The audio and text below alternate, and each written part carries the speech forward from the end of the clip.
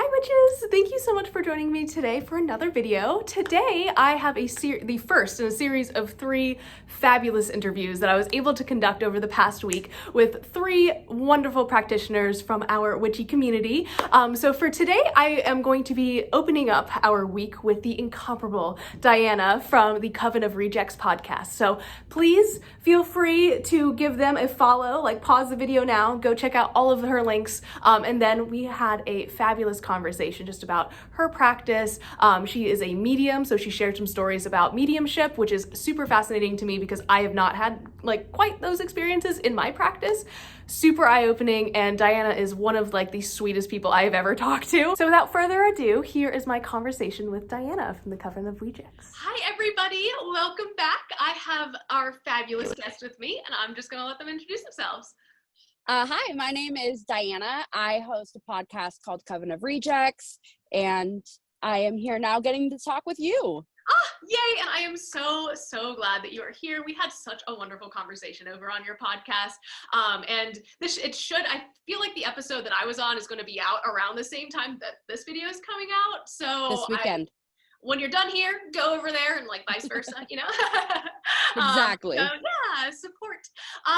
So Dianna, I'm so happy to have you on my channel. I love talking to witches about their practices, and I know when we were chatting, our practices are different, but also have some veins of similarity, which is always awesome.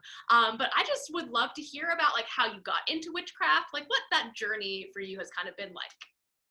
Yeah, so I was raised in Christian Science. So I was raised with natural ways of healing because in Christian Science, they don't take any kind of medication. They don't use medical. So there were a lot of ways that we were naturally doing things growing up that I guess now were incorporated into my practice. And I think I don't do anything, but really I probably do things that others would think is a lot just off of that. And then for me, when I really started diving into my craft, it was more of my mediumship and tarot readings. And that was really the gate opening for me. I would do readings for people that were very close to me. And that was all that I was focused on. And then now I've kind of started branching out and adding more things to my practice. I would really like to get better with herbalism and things because that is not my strong suit. And I do my own spell work, but I do it very for what my personal needs are. And I would not be making something for somebody else or educating people on what to do ever. So I commend those that can do that. I would say that when it comes to my practice, again, I'm very focused on my cards and my readings for people, and then also my mediumship. So when I look to expand my craft, I'm looking at researching different ways of channeling and different ways of reading. And then I incorporate my craft into the readings by cleansing spaces, or I always do blessings per person that I'm going to be doing the workings for. And I feel the energy out ahead of time. And I have a podcast room, and this is actually where I do all of my readings too. I'm getting chills from my top of my head as I'm talking. And so I like to cleanse the space and then put things in the room that their energy is making me feel. So sometimes I might be this person really feels like an earth sign. I need to get plants in here right now. And, or, this feels very water and fluid. And so I'll make sure that I have music of trickling water flows or whatever.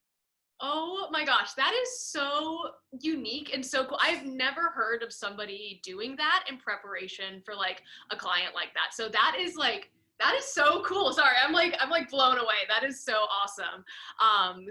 Thank you so much for sharing that. That was super neat. I love that you got into tarot first, because I feel that is kind of a lot of people's entrance into this realm of witchcraft and witchiness. I feel there's kind of almost 2 entry points, and one of them is Wicca, which is me, and then the other is really tarot and all of that kind of stuff. Obviously not always, but I find right. Kind of where people come from. I just so cool. I know we spoke about kind of your feelings about labeling yourself, especially in the beginning of your practice, and like labeling yourself within the witchcraft community, which is something that I have talked about on my channel a little bit. Like I always try to be like, and I shared my thoughts about this on your podcast too, I think, but just having people explore and like wait to put a label on stuff. How do you feel about that sort of subject? I talk about it a lot on my pages because I get frustrated with labeling, because there are going to be some people who know right from the beginning, I am a green witch. This is exactly what I'm meant to do, or I'm a baneful witch and I want this energy and this intent in my practice, which is completely fine. But I find that when new practicers try to put themselves into categories, one, you receive a whole lot more judgment. There's less room for you to make a mistake on something because the green witches all around you now are focused on what you're doing because you've identified yourself a certain way. And I think that it can make people very anxious and stressed in the beginning of their practice. And so I don't like people to do anything that makes them a target at something or makes them feel like they have to be doing something a certain way, because I believe that everybody's craft is unique to them. And for me, I'm not big on rules and like following certain things. So to me, that idea just seems trapping. But I do understand that people who have had their practice for a little while and categorizing themselves completely makes sense, because you have been working this way. You have probably tried different things. You've experienced different energies. You know what works for you. And if somebody else says something, you're like, okay, whatever. I'm researched on this and I know why this is happening. So I just urge new practicers to, and by the way, I hate the term baby witch and you will never hear me say it. It's so condescending. Listen, same. I say anything but. I'm like, you are a novice practitioner. Like that is your title, if you would like it. I will never call you a baby witch. I feel that when you are newly, and by newly practicing, I'm talking like 2 years. I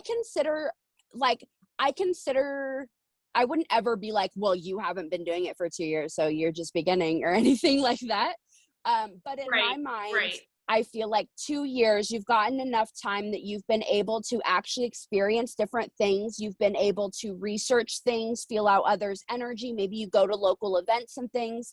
But within that time frame, I just think that you should just be open to just learning about different things, learning about different crafts, and maybe you become eclectic and you love something from every different place that you learn from. Or maybe you've done all this research and so you're like, no, I'm baneful. Let's go hex some people, you know?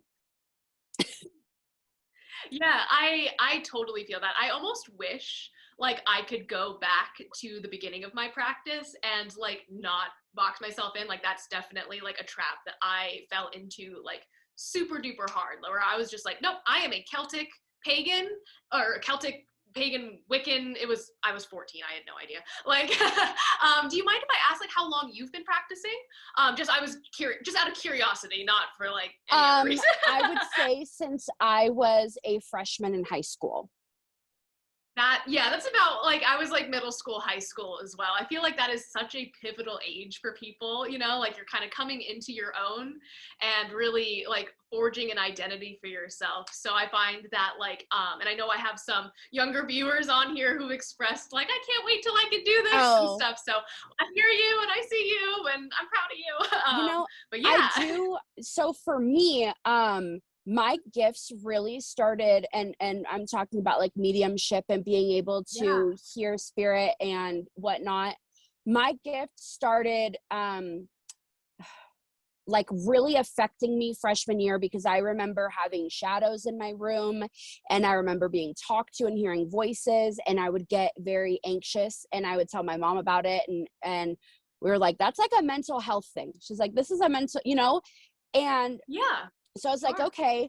So I kind of like dealt with it, you know, having these experiences growing up. And then it really hit hard when I got my driver's license, because we lived on mountain roads and there were a lot of accidents that just happened there. And so what would happen, literally, I have goosebumples all over my body and it's hot out here.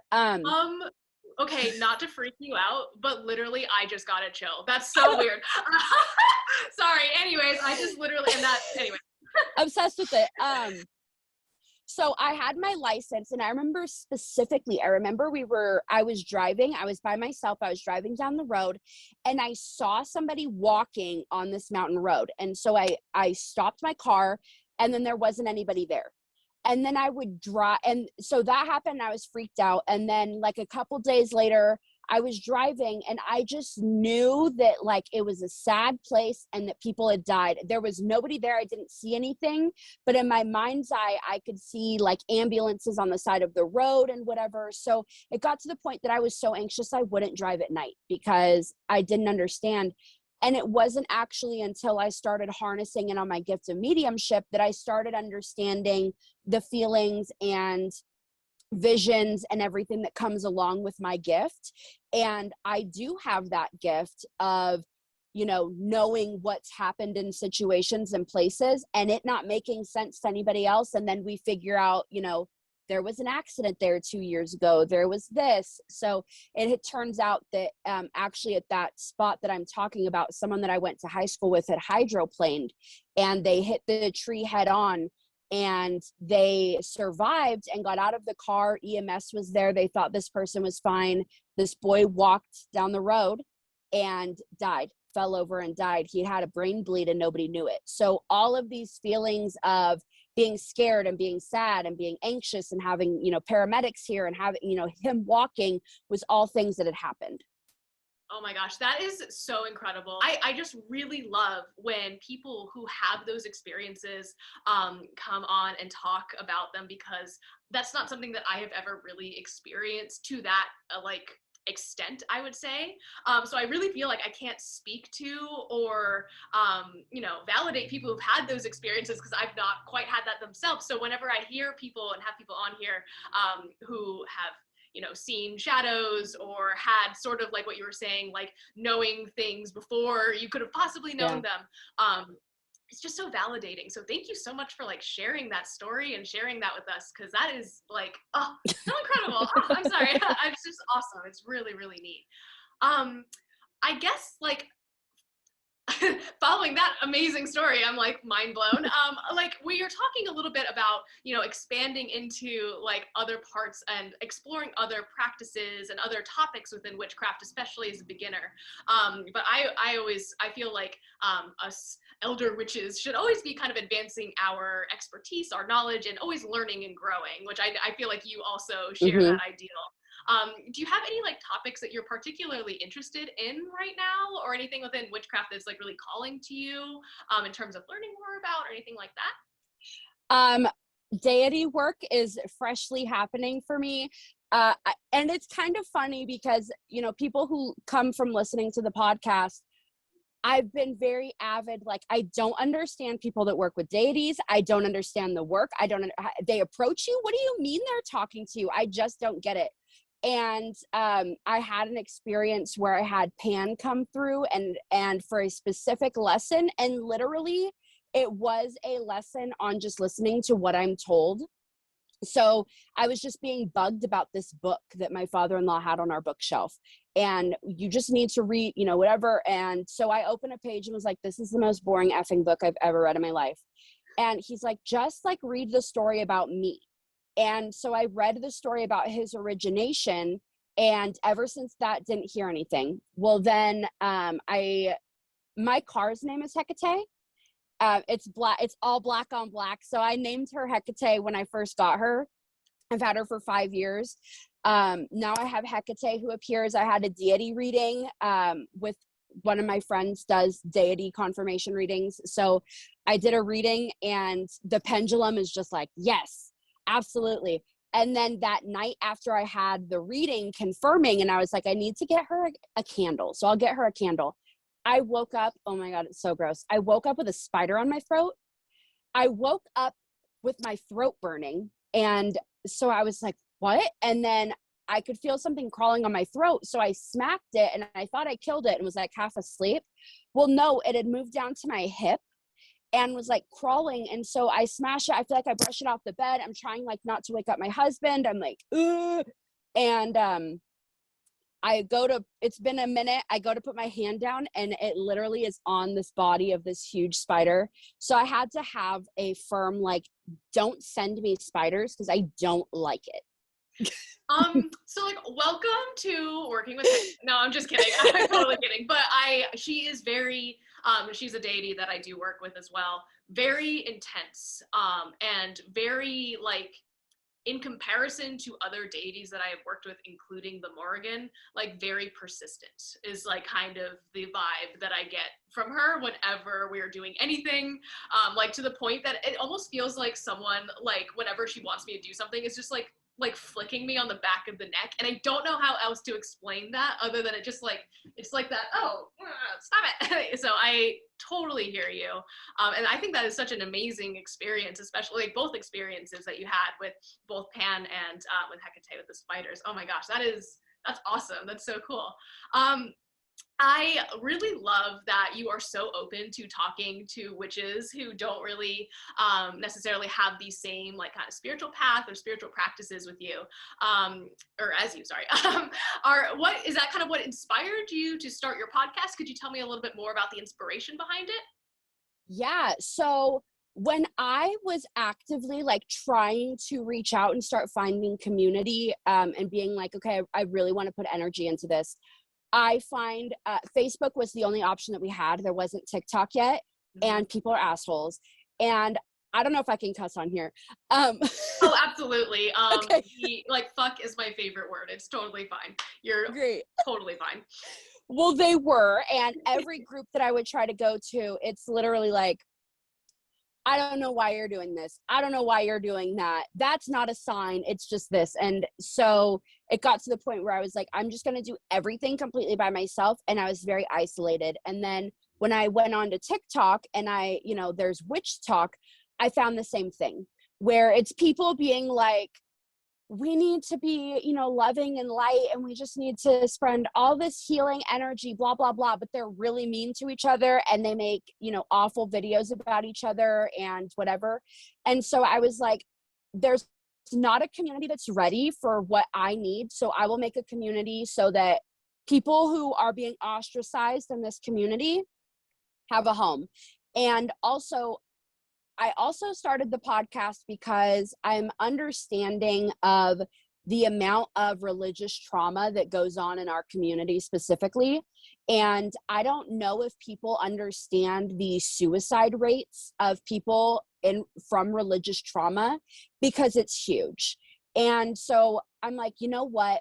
I want to bring people on the podcast, and I want them to talk about, that's why the one question that I ask is, what spirituality did you grow up in, and how did this shape you? Because, you see somebody out here who's lighting candles and doing herb magic and things, and you don't see that they're and being broken down by other people online, and you don't see that they escaped organized religion and being judged by their family and came into this community and they received the same thing.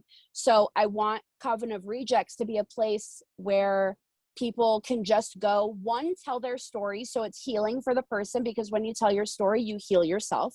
So I want that aspect of it.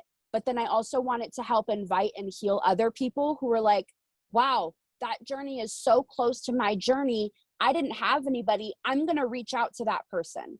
And that is what I want. Every time that somebody drops their social media, I want listeners going and following them. And I always say, you may not agree with their direct practice. That may not be what you're into, but go and follow them and support the journey that they're on.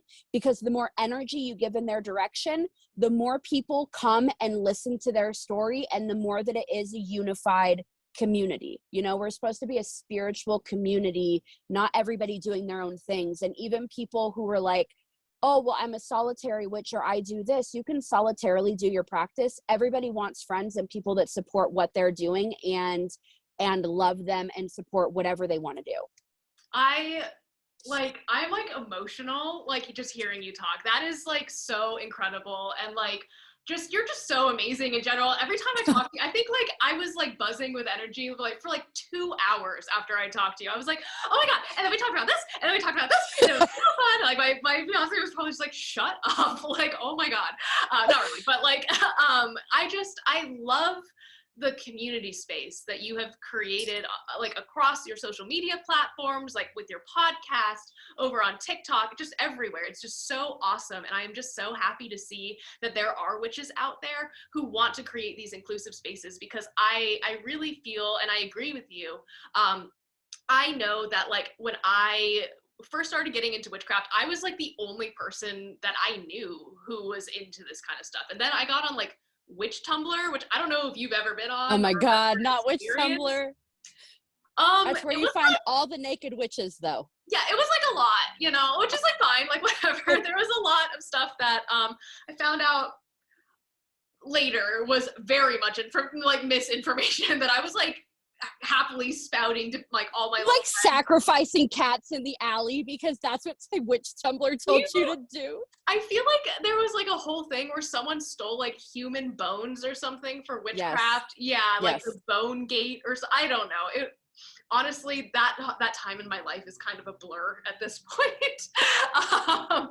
But yeah, blocked it out. Like I like escaped like the church, found like kind of mean judgmental witches on like Tumblr, and was just like, okay, like whatever, I'm just not gonna interact. And then like got onto Witch Talk and did find kind of the same, but I feel like because I was an adult, like I wasn't so susceptible to like engaging with some of that kind of stuff. So I'm glad I was an adult, but definitely I love the spaces that you have created.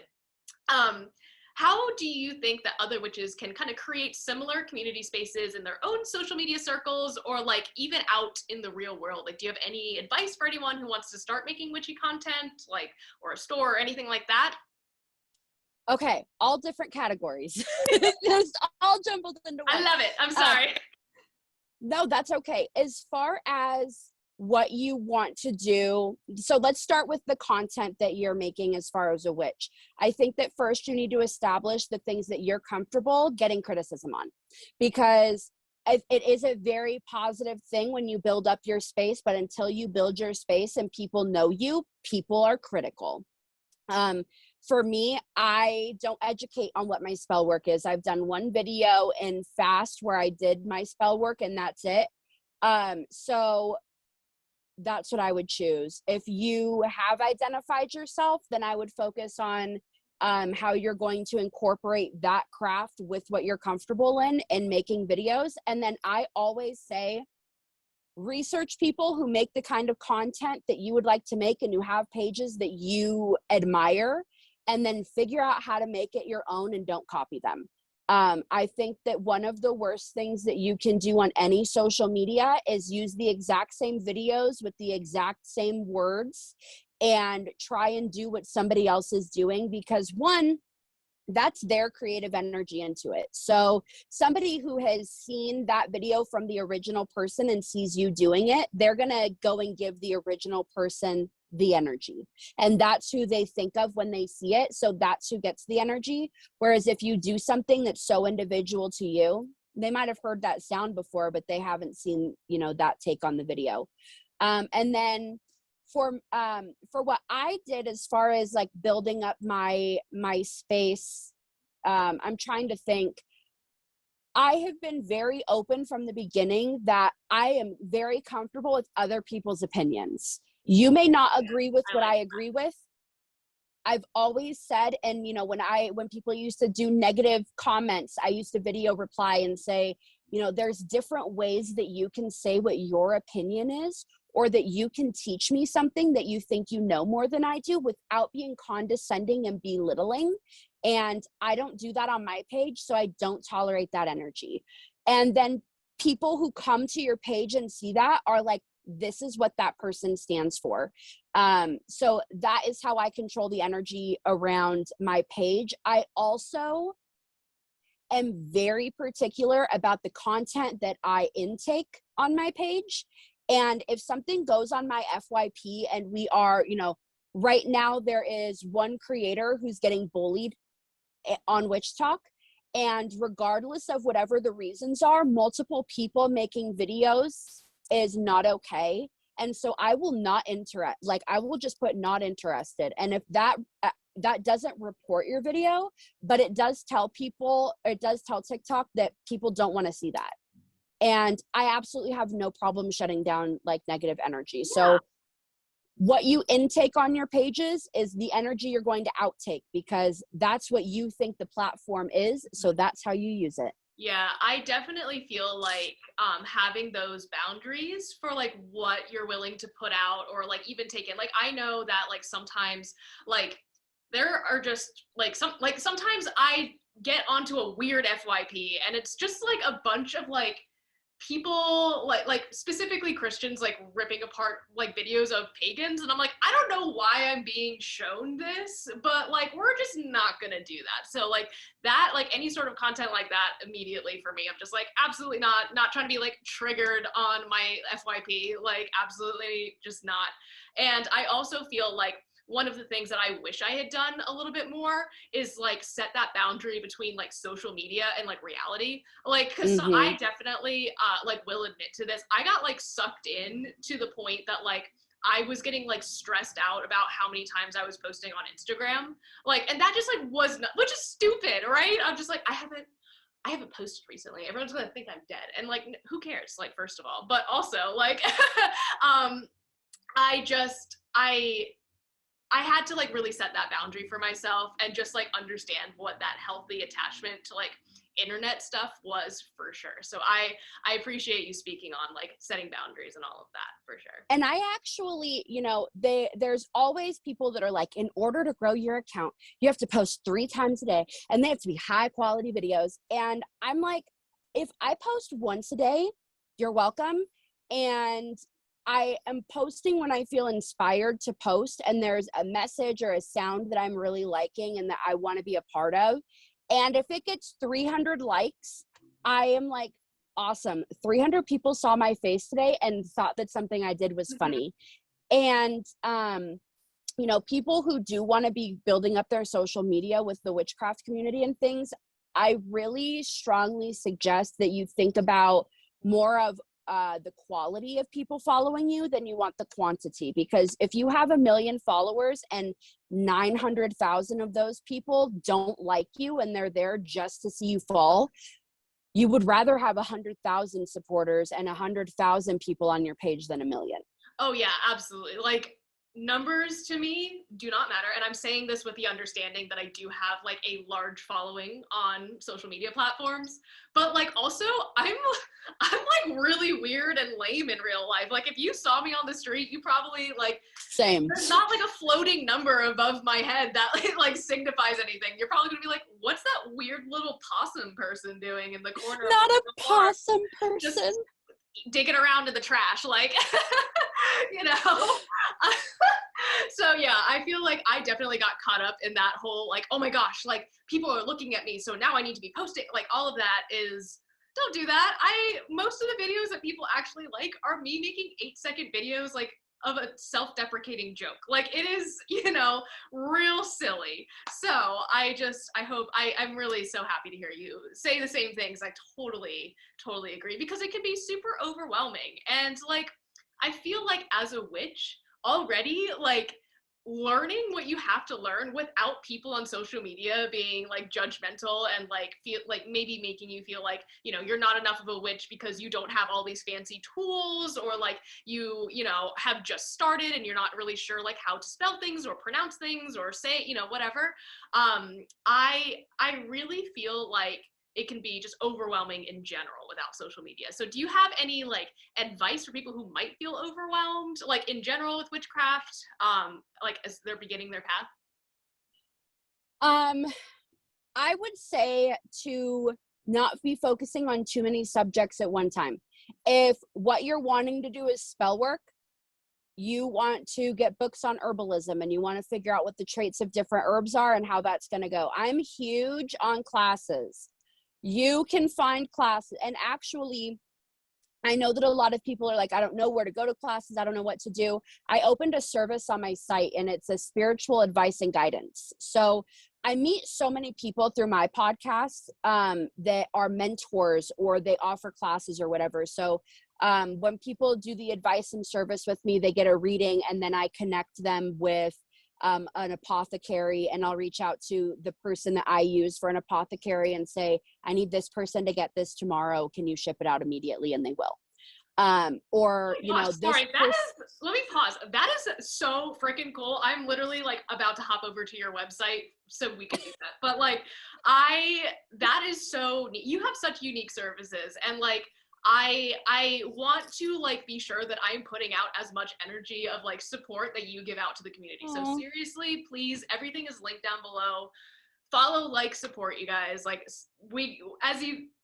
I love community on my channel. So sorry, I had a lot of coffee.